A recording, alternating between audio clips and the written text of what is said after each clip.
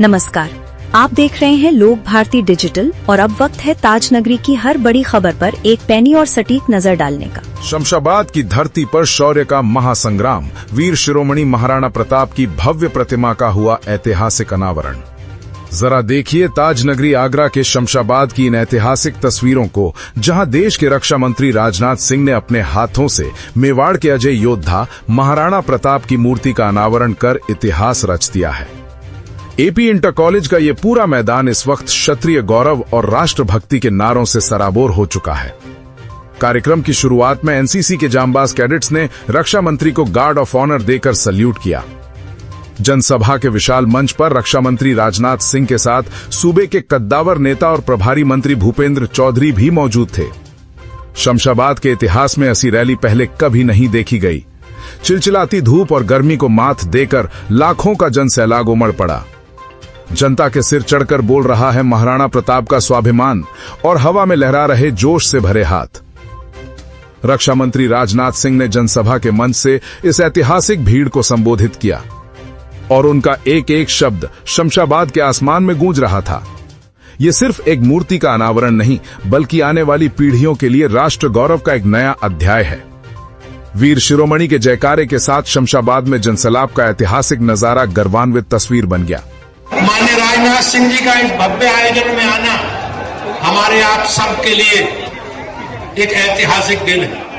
जैसा अभी एसपी सिंह वगैरह साहब कह रहे थे कि हमारे पुरखे साजा हैं और हमें अपनी विरासत को ध्यान में रखते हुए अपने पुरखों का स्मरण करना चाहिए और लगातार जिस प्रकार से देश के लिए, समाज के लिए महाराणा प्रताप ने संघर्ष किया, आज भाइयों बहनों, आज हम अगर हमारा समाज और हम संस्कृति और विरासत हमारी बची है तो इसके लिए महाराणा प्रताप जी का बहुत योगदान है। हमारी पार्टी और हमारी सरकारें अपनी विरासत, परंपरा, संस्कृति को लेकर लगातार आग्रह के साथ हम लोग आगे बढ़ रहे हैं।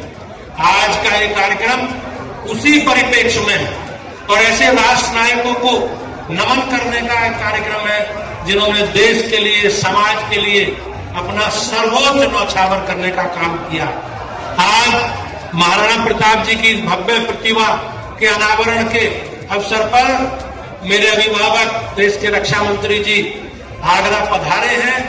मैं प्रभारी मंत्री के नाते मुझे अभी अभी भूमिका मिली है और इस भूमिका के नाते भी और भारतीय जनता पार्टी के कार्यकर्ता के नाते भी मैं उनका आगरा की धरती पर, शमशाबाद की धरती पर अभिनंदन करता हूं और मैं विश्वास दिलाता हूं आप सब लोगों को कि जिन जिन लोगों ने, हमारे जनप्रतिनिधियों ने आगरा से संबंधित कुछ विषय रखे हैं, तो उत्तर प्रदेश की सरकार निश्चित रूप से आगरा के इस क्षेत्र के विकास के लिए संकल्पित है और मैं निश्चित रूप से आपसे कह सकता हूं कि हम सब लोग मिलकर माननीय राजनाथ सिंह जी के मार्गदर्शन में, नेतृत्व में आगरा के विकास की यात्रा को आगे बढ़ाने का काम करेंगे। स्वागत करना चाहती हूँ कि जागरा जनपद के कोने कोने से आए हुए सभी भाइयों बहनों का, जिन्होंने महाराणा प्रताप की अनावरण के विशाल सभा में सहभागी बनकर इस सभा को दिव्य, भव्य और लौकिक रूप देने का कार्य किया।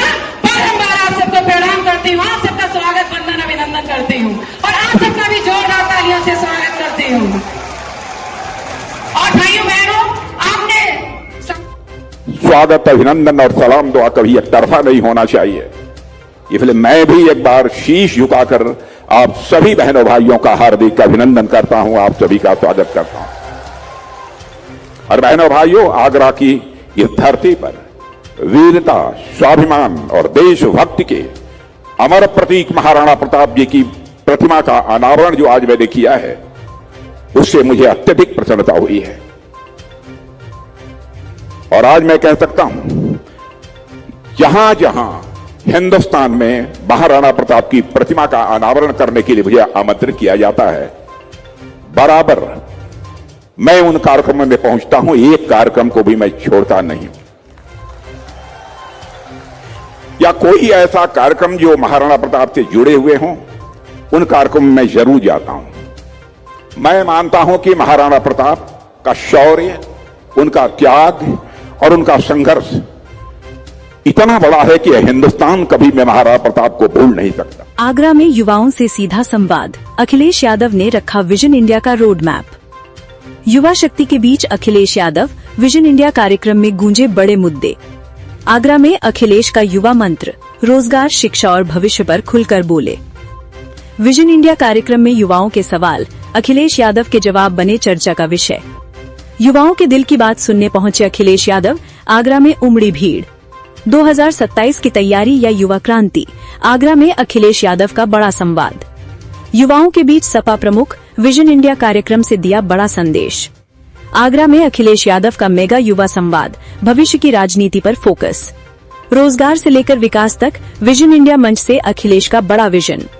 युवा विकास और बदलाव, आगरा में अखिलेश यादव के कार्यक्रम ने खींचा ध्यान। क्योंकि हमारे किसानों से भी जुड़ा हुआ ये कारोबार है, उस दिशा में हम लोग काम करेंगे। मुझे याद है इत्र के लिए, क्योंकि अगर हम देखें दुनिया में तो परफ्यूम का जो दुनिया की परफ्यूम की सिटी जो मानी जाती है, कैपिटल ऑफ परफ्यूम, वो ग्रासे है फ्रांस में। कन्नौज के मैंने कई लोगों को भेजा कि पक्षी पेटाई की 1-2 दुकानें हुआ, लेकिन इधर मैं देख रहा हूं कोई सड़क नहीं बची है जिस तरह पक्षी पेटा की दुकान है। मैं ये चाहता हूं कि अगर मैकडोनल्ड 200 देशों में अपना बर्गर बेच सकता है, पिज्जा हट कई 100 देशों में जा सकता है, तो हमारा पेठा जो इंस्टेंट एनर्जी देता है वो दुनिया के देशों में क्यों नहीं जा सकता। मौत के मुहाने पर खड़े होकर जांबाज रिपोर्टिंग। सामने बैठा था आदमखोर और लोक भारती की टीम ने जान की परवाह न करके दिखाई रोंगटे खड़े कर देने वाली तस्वीरें।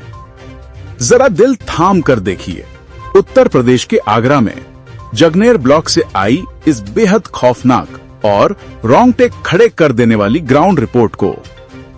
गोगामत पंचायत की गौशाला के पास स्थित सूनी पहाड़ी पर अचानक एक खूंखार तेंदुए की दस्तक से हड़कंप मच गया है। कई दिनों से इलाके में घूम रहे इस शिकारी ने पूरे क्षेत्र के ग्रामीणों की नींद उड़ा रखी है। गौशाला इंचार्ज राज बहादुर सिंह से मिली इनपुट के बाद पंचायत सचिव योगेंद्र परमार के साथ लोक भारती संवाददाता धर्मेंद्र कुमार गर्ग खुद इस डेंजर जोन में दाखिल हुए।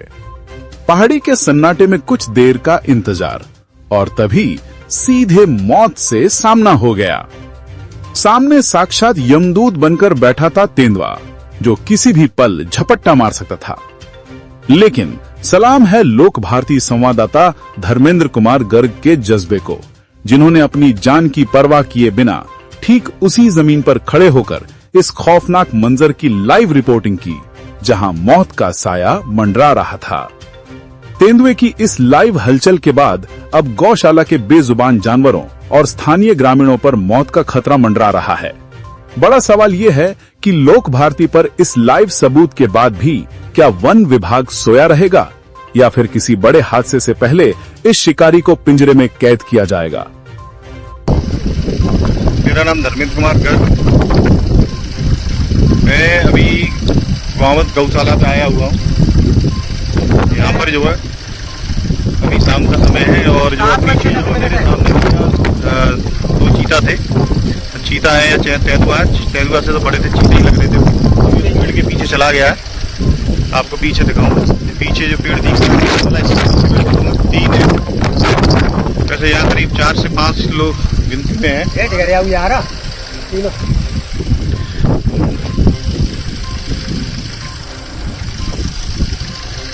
अभी वो बैठे हुए पेड़ के पीछे बैठे हुए हैं।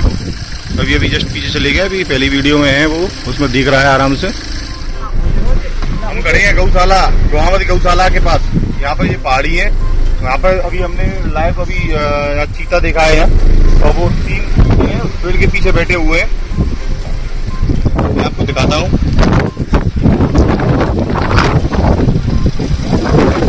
सामने वाला ये पेड़ है, उस पेड़ के पीछे बैठे अभी गया है यहाँ से। तीनों है, तीन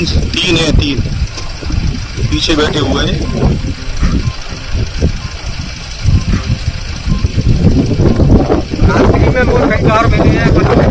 ये गौशाला पर रहते हैं। क्या नाम है आपका? मेरा नाम राज बहादुर है सर। आप बताइए। कम से कम 15 दिन थे, 3-4 है जी, 2 बच्चे हैं, 3 तक बड़े हैं, 5 लोग हैं जी, पांचों।